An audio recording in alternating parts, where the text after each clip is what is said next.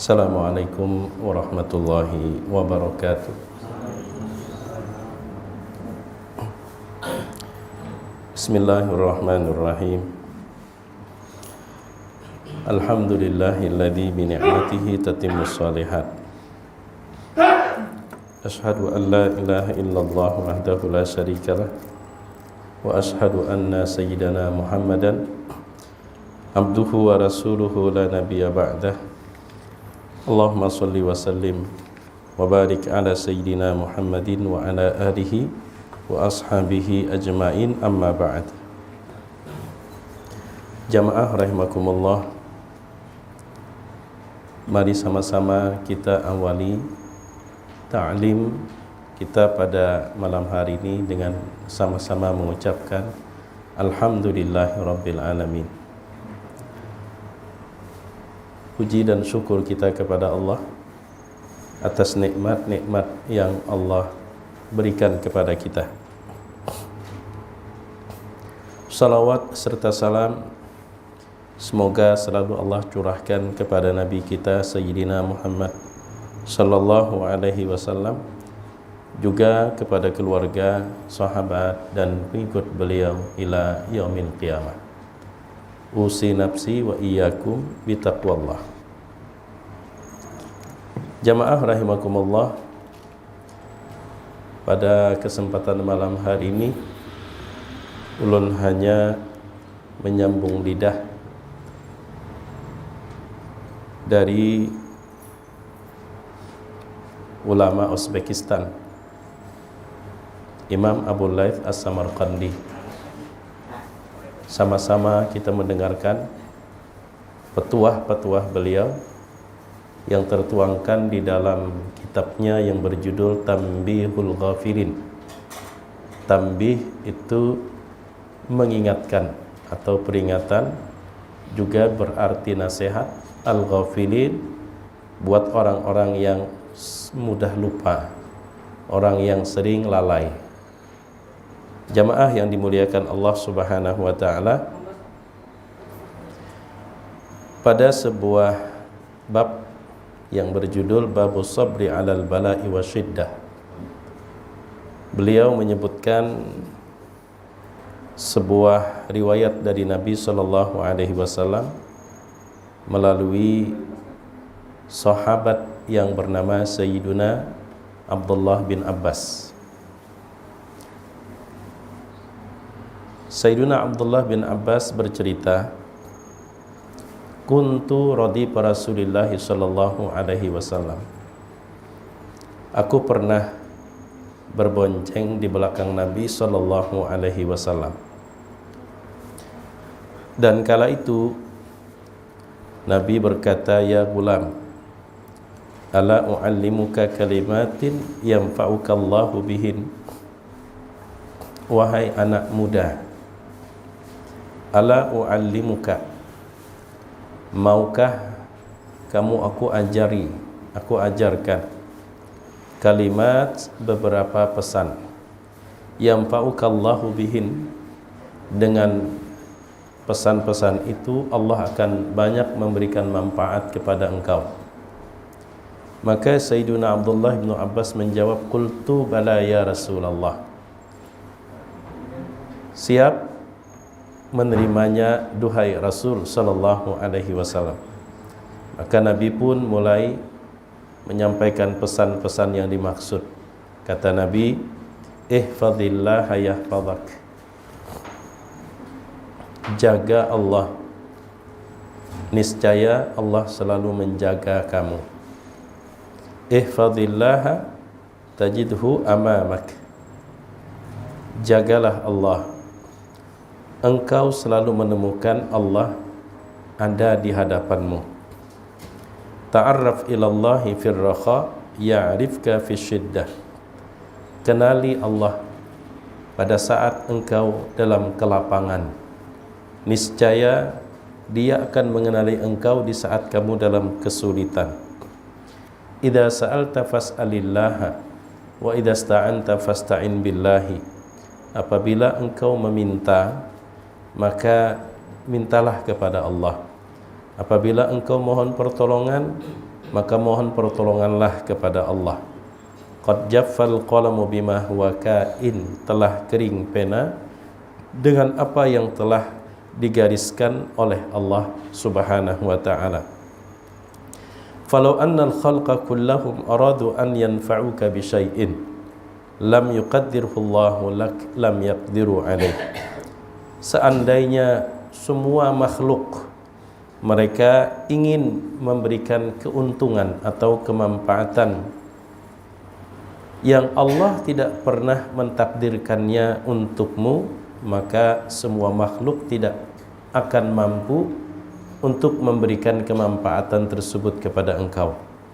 Wa in aradu an yadurruka bi syai'in, sebaliknya jika semua makhluk itu ingin mencelakaimu, lam yaktubhullahu alaik, yang mana Allah tidak pernah menggariskan kecelakaan itu atas dirimu, lam yaqdiru alaih, mereka pun tidak akan bisa dan tidak akan mampu mencelakaimu. I'mal lillahi bisyukri wal yakin, beramal bekerjalah karena Allah penuh dengan syukur dan penuh dengan keyakinan. Wa'lam anna fis sabri ala ma takrahu khairan katsira, ketahuilah bahwasanya di dalam bersabar menghadapi apa yang tidak engkau sukai terdapat kebaikan yang sangat banyak. Wa anna nasra ma'as sabr, ketahuilah kemenangan itu hanya bersama kesabaran. Wa annal faraja ma'al karab, sesungguhnya jika Allah Subhanahu wa taala menguji dengan satu kesempitan hidup, sesungguhnya Allah juga telah menyiapkan solusi jalan keluar. Wa anna ma'al usri yusra, dan di balik kesulitan selalu ada kemudahan. Jamaah rahimakumullah, mari kita sama-sama merunut kembali satu persatu pesan-pesan Rasul sallallahu alaihi wasallam, dan mudah-mudahan dapat kita aplikasikan dalam kehidupan kita secara tindakan perbuatan maupun secara pikiran dan perasaan.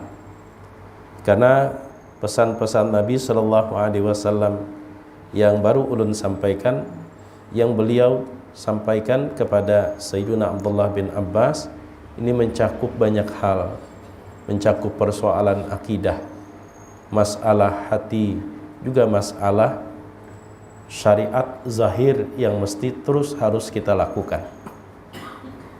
Yang pertama, ihfazillaha yahfazak. Hafidha yahfadhu hifzan, itu bisa berarti memelihara, juga bisa berarti menghafal. Maka ihfazillaha yahfazak, kalau dari beberapa referensi yang ulun baca, umumnya para ulama menjelaskan kurang lebihnya begini: pelihara aturan-aturan Allah. Yang mana Allah suruh maka kerjakan, yang mana Allah larang maka tinggalkan. Mana batas-batas yang tidak boleh dilewati, maka berhentilah sebatas itu. Maka niscaya Allah pun juga akan memprioritaskan seberapa besar kita mengutamakan aturan-aturan Allah. Pelihara Allah, Allah akan pelihara kamu. Ikuti aturan Allah, hidupmu dunia akhirat menjadi terpelihara. Umumnya para ulama menjelaskan kurang lebihnya demikian. Dalam hidup ini, baik kehidupan dunia maupun kehidupan akhirat, kita sering berdoa, doa yang paling ditunggu oleh semua orang. Doa apa itu? Rabbana atina fid dunya hasanah wa fil akhirati hasanah wa qina adzabannar. Itu doa yang paling ditunggu oleh semua orang. Kalau ada seorang guru ustadz yang berdoa panjang maupun pendek, itu bilanya sudah terdengar Rabbana atina fid dunya hasanah, yang ngantuk jadi segar. Itu tandanya doanya hendak ditutup sudah. Makanya doa yang paling ditunggu-tunggu itu yang bila kedengaran Rabbana atina fid dunya hasanah wa fil akhirati hasanah wa qina adzabannar. Nang tadi sudah loyo mengangkat tangan segar, yang tadi ngantuk pun juga hilang ngantuknya. Kenapa? Karena berkesimpulan ini doa mau ditutup sudah. Apalagi kalau doanya panjang sampai turun naik angkat tangan, mengantuk sudah mendadak di atas paha aja lagi.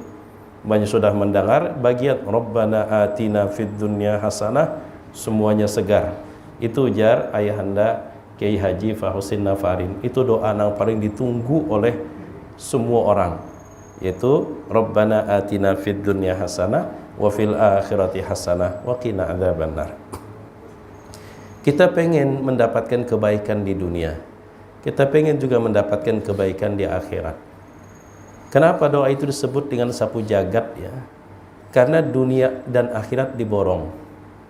Dunia pengen baik, akhirat pun juga pengen baik.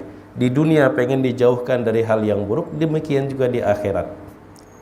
Maka jawabannya sudah ada. Ihfazillah yahfazak. Anda pengen terpelihara hidup di dunia, sampai ke akhirat, pelihara aturan Allah. Mulai dari hal yang kecil, mulai kita di rumah, bahkan mulai diri kita sendiri, pelihara aturan-aturan Allah. Maka dengan demikian, dengan menjaga memelihara aturan Allah, itu sama seumpama kita membangun benteng pertahanan yang melindungi hidup kita dunia dan akhirat. Sehingga sebagian ulama juga ada yang mengatakan, utamakan Allah, maka engkau akan diprioritaskan oleh Allah. Ihfazillah yahfazak. Itu yang pertama. Kemudian yang kedua, ihfazillah tajidhu amamak. Ihfazillah. Sebelumnya ulun sampaikan kata hafidha yahfadhu hifzan itu bisa berarti menghafal, bisa berarti menjaga, juga bisa berarti memelihara. Maka dari sekian arti yang terkandung dalam kata hafidha yahfadhu hifzan, itu disatukan oleh sebuah makna. Selalu ingat, jangan lupakan. Ihfazillah, orang hafal itu kan nggak lupa nih. Ketika dia hafal berarti itu melekat di dalam ingatannya. Maka engkau selalu temui Allah itu ada di hadapanmu. Nah, di situ sebenarnya ada kalimat juga yang perlu kita garis bawahi. Ihfazillah tajidhu amamak. Tajidhu amamak. Itu wazannya dari kata wajada yajidu, wujdanan. Wajada yajidu memang umumnya diartikan mendapatkan, tapi ada makna yang lebih dalam, merasakan. Merasakan.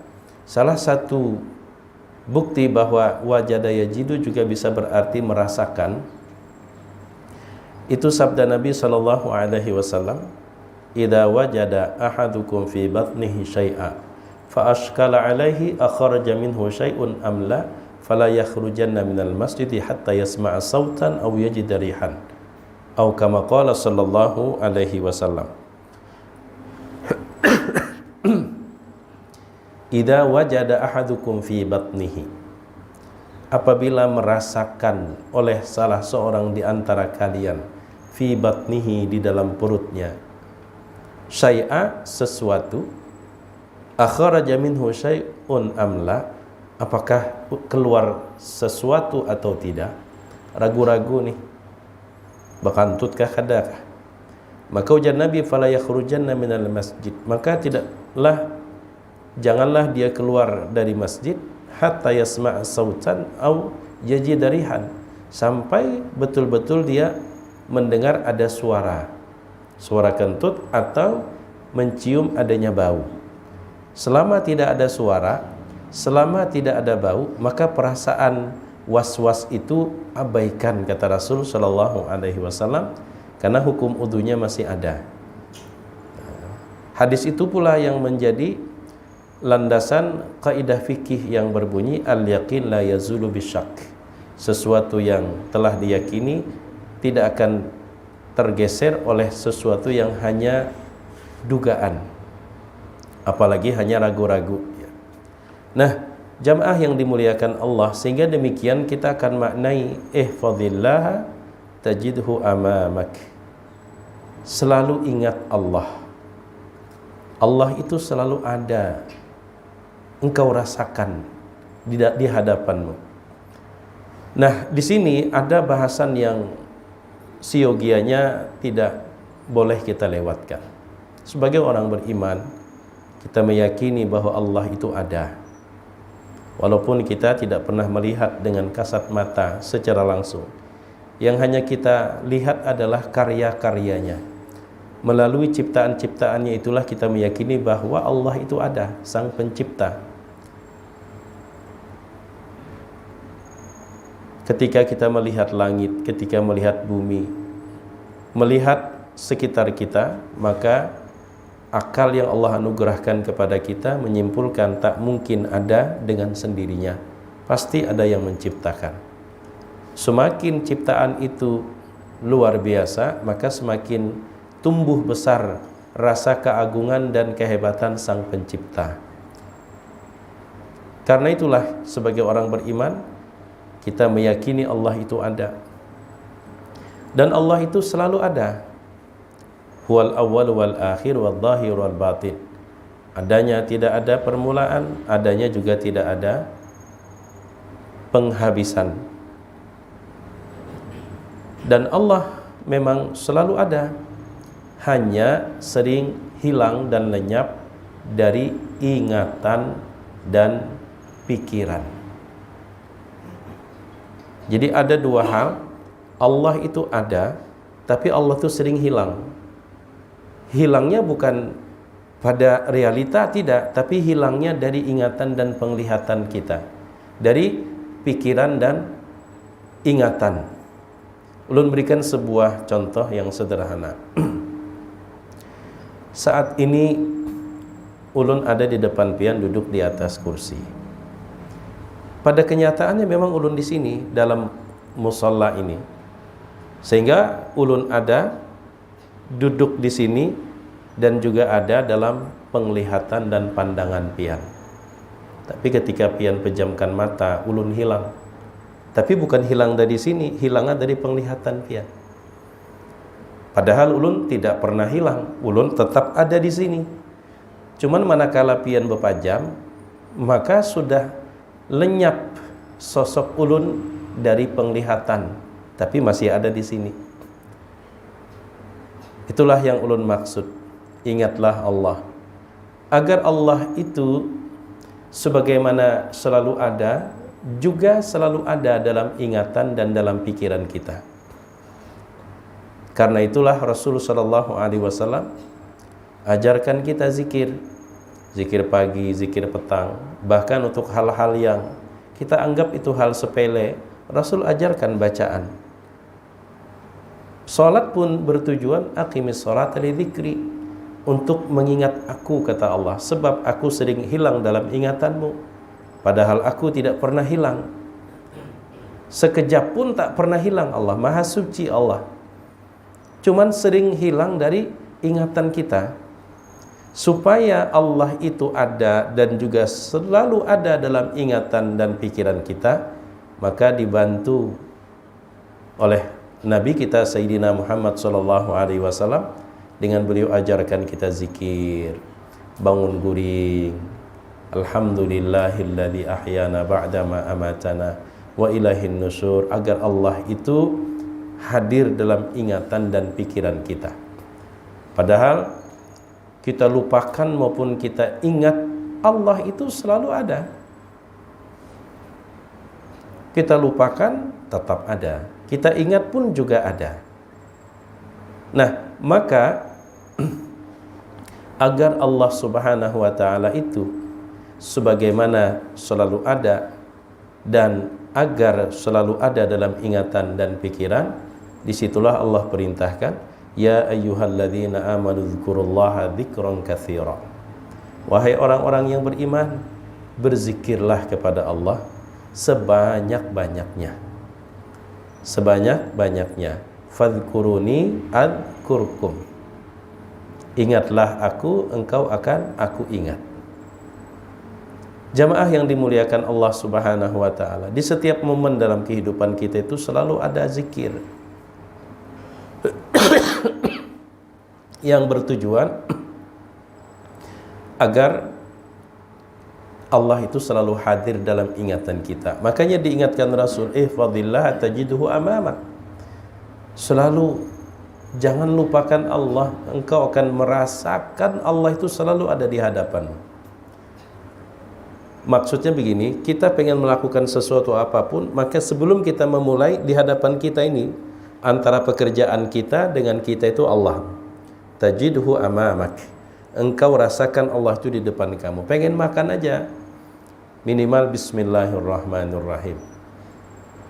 Dalam kajian bahasa Arab, ketika orang pengen minum, lalu dia mengucap bismillah, huruf jar, ba itu kemudian masuk ke kalimat isim, kemudian diidhafatkan kepada lafzul jalalah, yaitu Allah, bismillah, maka maknanya semata-mata dengan rahmat Allah jualah, nikmat Allah jualah, aku bisa minum.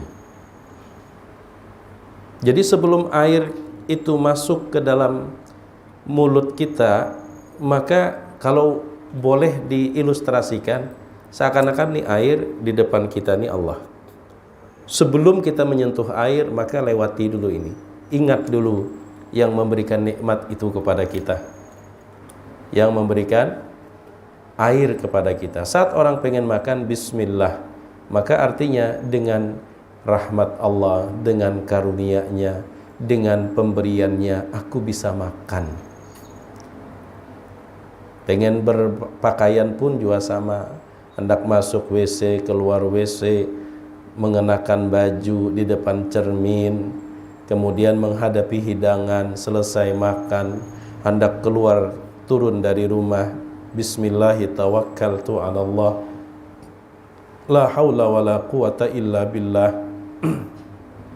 Dan Rasulullah sallallahu alaihi wasallam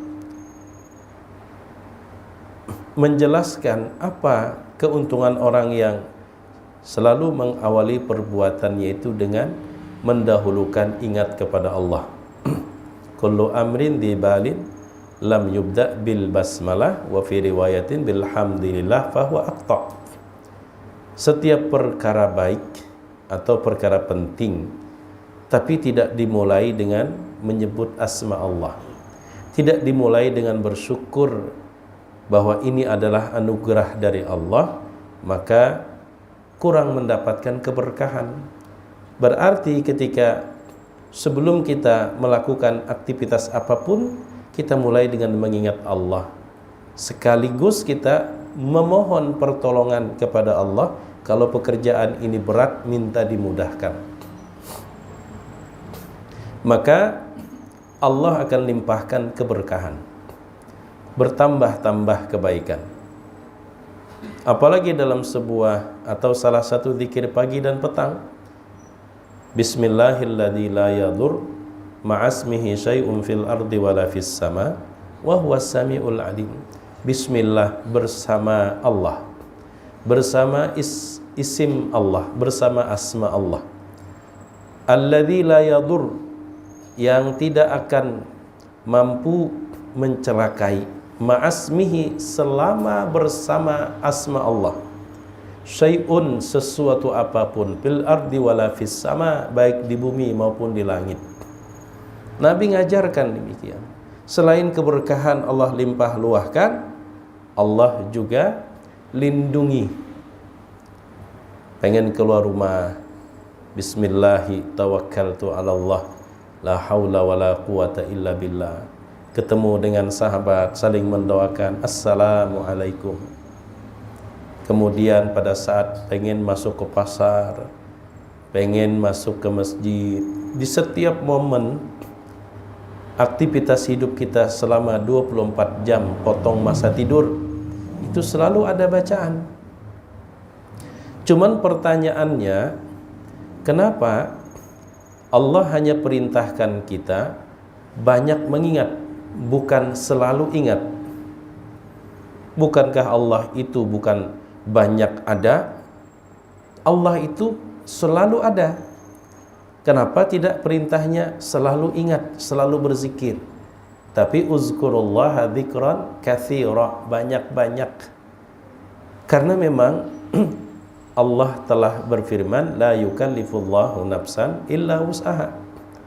Allah tidak membebani apakah tugas, apakah ujian maupun cobaan, termasuk perintah maupun larangan. Allah tidak membebani kecuali pembebanan itu masih dalam batas kemampuan. Nah, Allah dengan penuh kasih sayang, Allah berikan kita sesuatu yang disebut dengan sifat lupa, kada ingat. Maka kalau orang yang punya sifat lupa diwajibkan untuk tidak pernah lupa kepada Allah, itu bertolak belakang.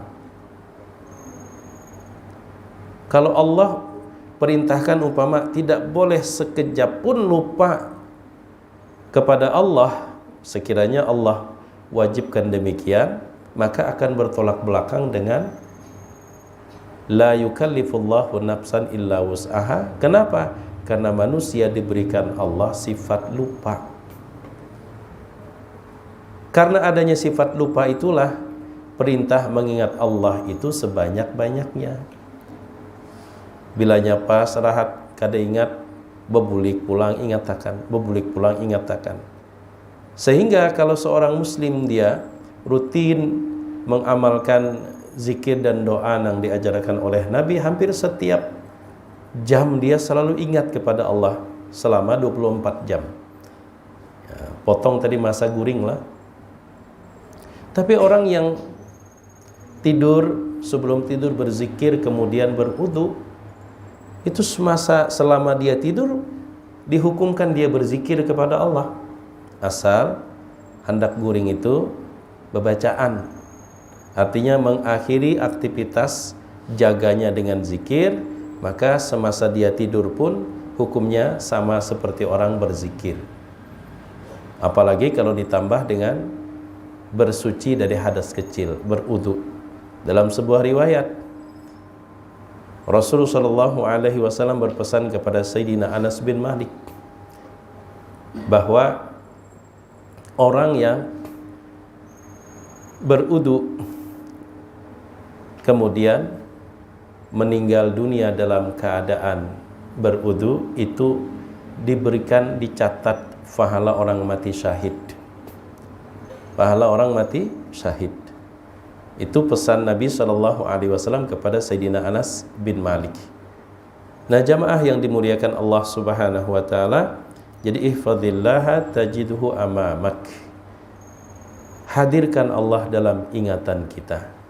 Hadirkan Allah dalam perasaan kita. Sehingga dalam ingatan dan dalam perasaan kita, kita selalu merasakan adanya Allah, karena memang Allah selalu ada.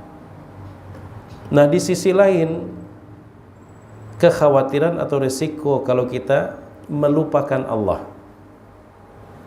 Di dalam surah Toha itu disebutkan,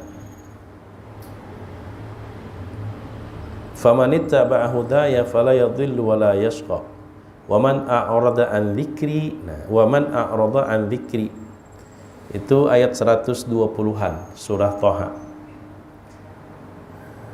Sebenarnya 123 sampai 126. Jadi antara 123 dengan 126 di situ ada waman a'rada an dzikri, barang siapa yang berpaling dari mengingatku, fa innalahu ma'isyatan dongka, maka sesungguhnya untuknya kehidupan yang sempit. Wa nahsyuruhu yaumal qiyamati a'ma, dan kelak pada hari kiamat akan kami halau dalam keadaan buta. Qala rabbi lim hasyartani a'ma, walaupun dia berkata, ya Rabb, ya Allah, ya Tuhanku, lima hasyartani a'ma, kenapa engkau halau aku dalam keadaan buta? Qala kadzalika atatka ayatuna fanassitaha wa kadzalika al-yawma tunsa. Itulah telah datang kepada kamu tanda-tanda kami, tapi engkau lupakan, maka hari ini pun engkau akan dilupakan. Kita kalau punya teman, dia punya pekerjaan, lalu kita berpikir atas dasar empati, kasihan kalau nggak dibantu, lalu kita pun berinisiatif, kita luangkan waktu untuk hadir di sampingnya atau bahkan di depannya, untuk siap memberikan pertolongan. Ternyata dicuekinnya kita. Dicuekinnya. Kira-kira apa perasaan kita? Kita udah niat, kita siap loh ingin bantu. Udah bela-belain. Kita ada di depannya. Maksud kita kalau ada apa-apa ngomong aja. Ternyata dicuekinya. Jangankan minta bantu, disapanya pun kita enggak, dianggapnya enggak ada. Bagaimana perasaan kita? Naudzubillah kalau umpama saat kita Allah hadir sebenarnya untuk siap memberikan pertolongan, malah kita melupakan. Kita khawatir. Kenapa? Karena ketika Sayyidina Mu'adz bin Jabal bertanya kepada Nabi kita Muhammad sallallahu alaihi wasallam, "Dullani ala amalin yudkhilunil jannata wa yubaiduni anin nar." Tunjukkan kepada aku ya Rasulullah amalan yang memasukkanku ke dalam surga, menjauhkan dari neraka. Maka Rasul, "Sa'alta an azim wa innahu layasirun ala man yassarahu Allah taala alaihi." Yang kau tanyakan itu urusan berat, urusan besar, tapi mudah bagi orang yang Allah mudahkan. Bagi orang yang Allah mudahkan, Allah selalu siap memberikan kemudahan. Tinggal kita ngerasa berhajat enggak kepada Allah. Nah, jamaah yang dimuliakan Allah, kemudian pesan yang berikutnya, ta'arraf ilallahi fir raha ya'rifka fisyiddah. Kenali Allah sejak kamu dalam kelapangan. Hidup ini digambarkan seperti roda berputar. Saat ini mungkin kita masih kaya, kita masih sehat, kita masih muda.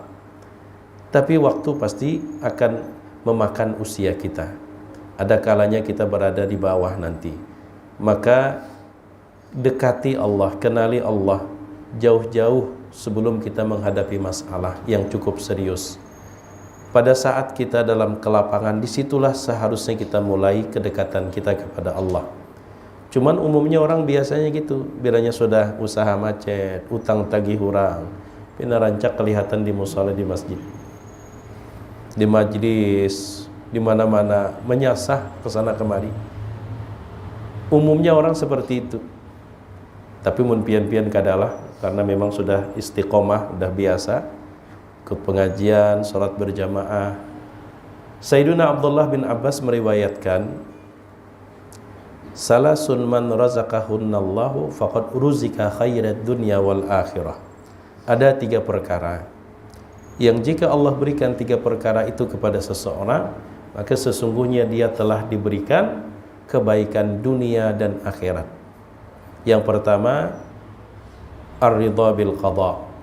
Ketika Allah berikan hati yang mampu lapang menerima takdir dari Allah, itu kebaikan dunia akhirat sebenarnya. Yang kedua, wasabru indal bala. Ketika Allah berikan hati yang sabar ketika menghadapi ujian.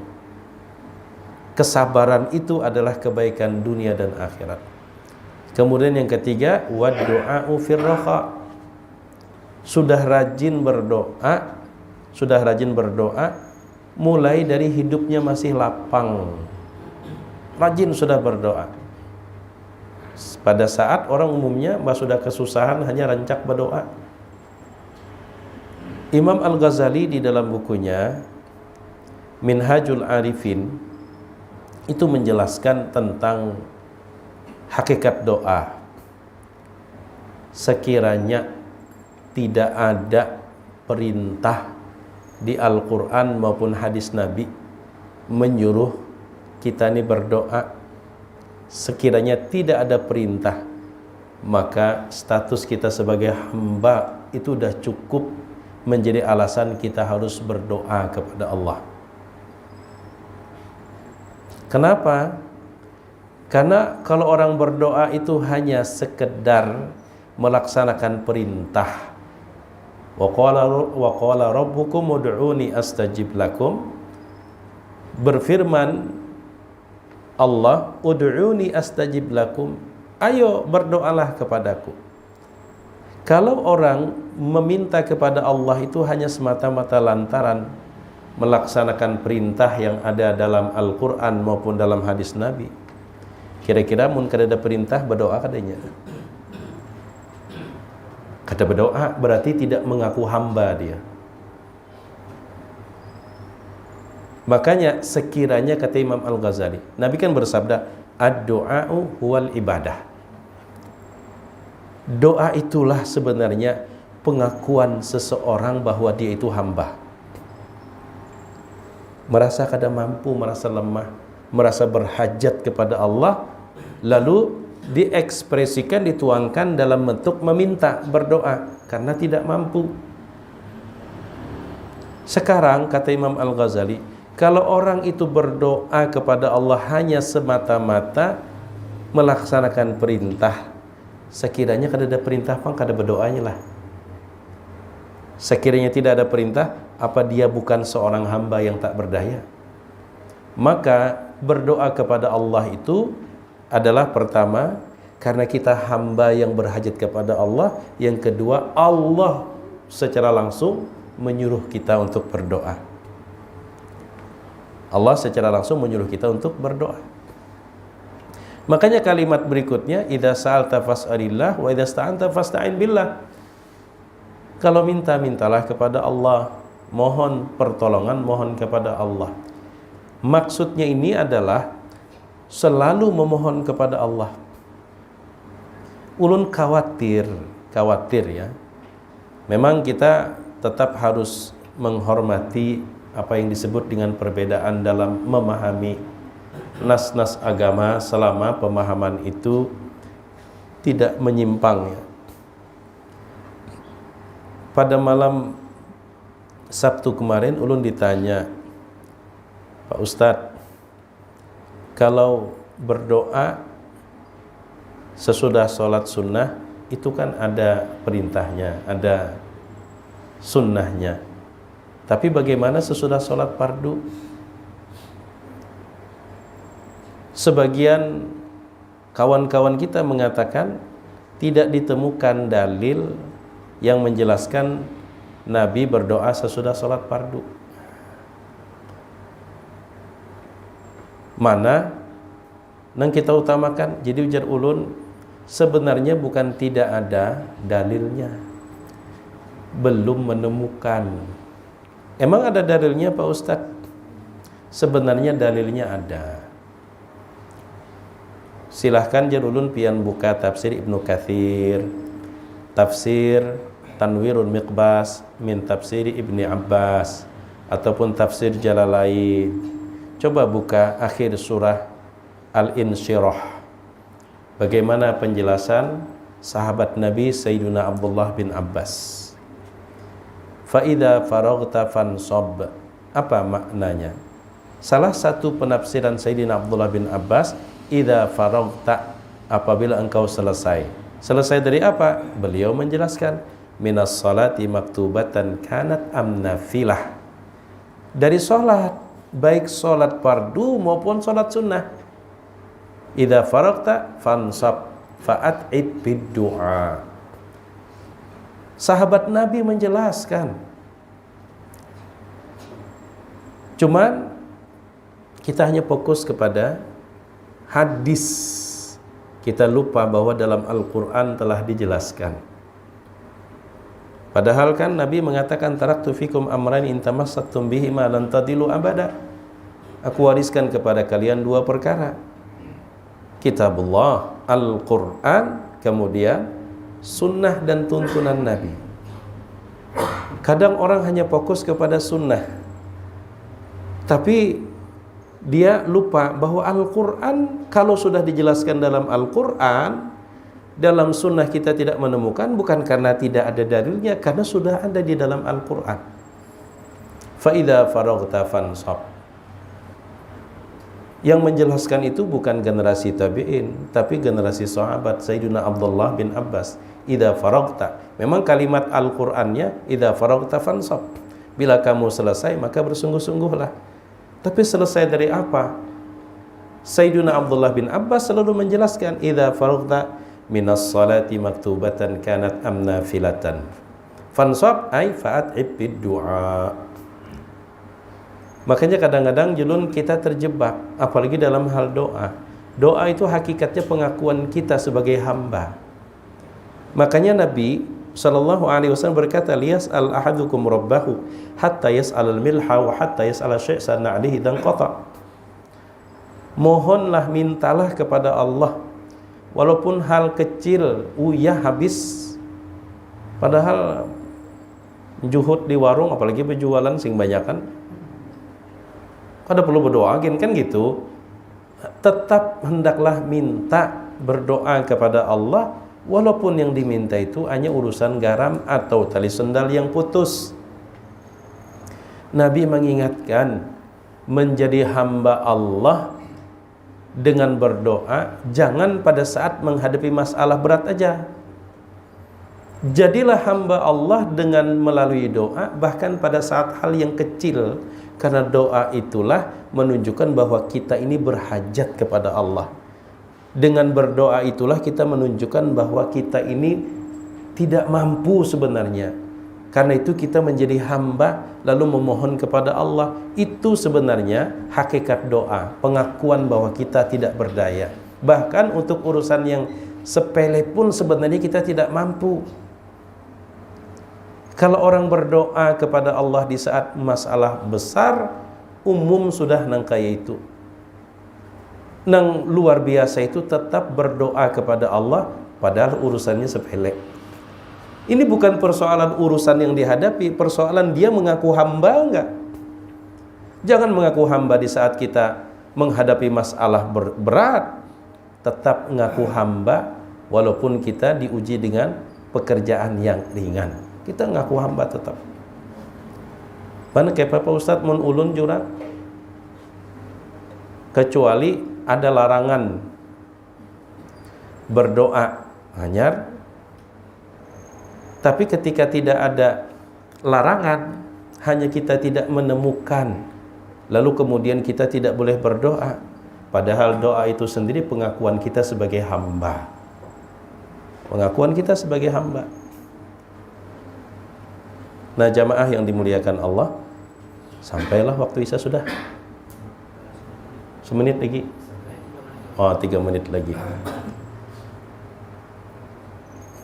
Idza sa'alta fas'alillah wa idza sta'anta fasta'in billah. Jadi mun pian batakon lawan ulun jadi ulun berdoa terus pian jangan, karena doa itu hakikatnya adalah kita mengaku kita itu berhajat kepada Allah. Masa di sembahyang fardu kita merasa tidak berhajat kepada Allah? Setiap napas kita ini berhajat kepada Allah melalui doa. Makanya ad-doa huwal ibadah. Allah ujar Nabi mencintai seorang hamba yang al-mulhina bid-doa. Semakin merengek Allah semakin mencintai. Kenapa? Berarti dia semakin mengaku kalau dia bukan siapa-siapa. Kalau dia adalah hamba yang tak berdaya, yang menghajatkan uluran dan pertolongan yang maha kuasa yang sebenarnya. Karena itu dia berdoa. Allah suka melihat hambanya berdoa. Tapi jadi ulun kan kita tetap ya menghargai ya perbedaan dalam memaham. Silahkan. Tapi kalau ulun secara pribadi ya seperti itu. Bahkan sholat itu sendiri kan as-salatu lughatan ad-du'a. Secara etimologi arti dari sholat itu kan doa. Doa. Makanya ketika turun perintah Innallaha wa malaikatahu yusalluna 'alan nabi ya ayyuhalladzina amanu shallu 'alaihi wasallimu taslima. Di situ ada 2 perintah.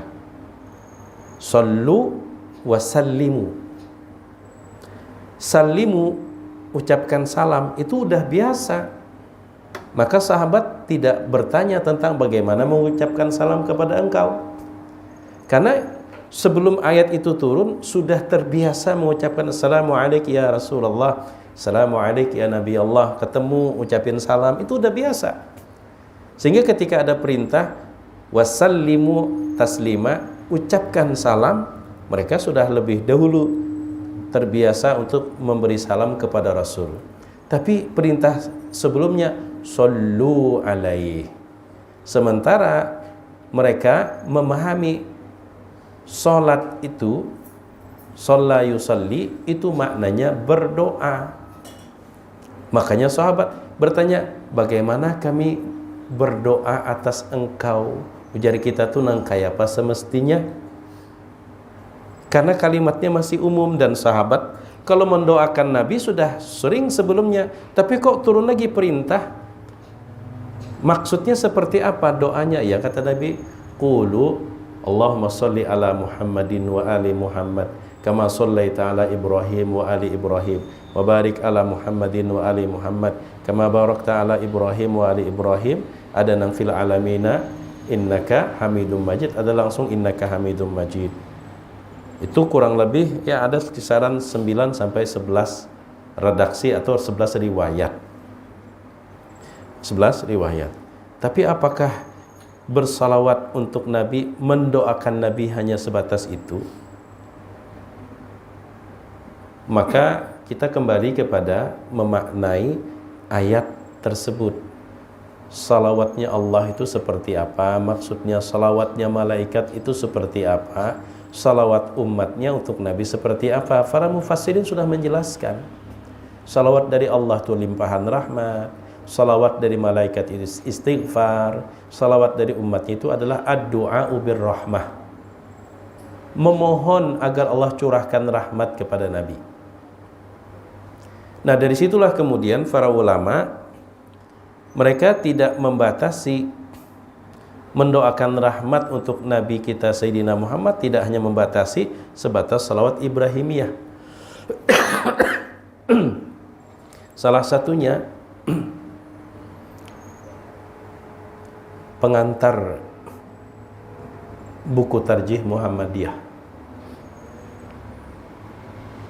Alhamdulillahirabbil alamin wassalatu wassalamu ala sayyidina Muhammadin.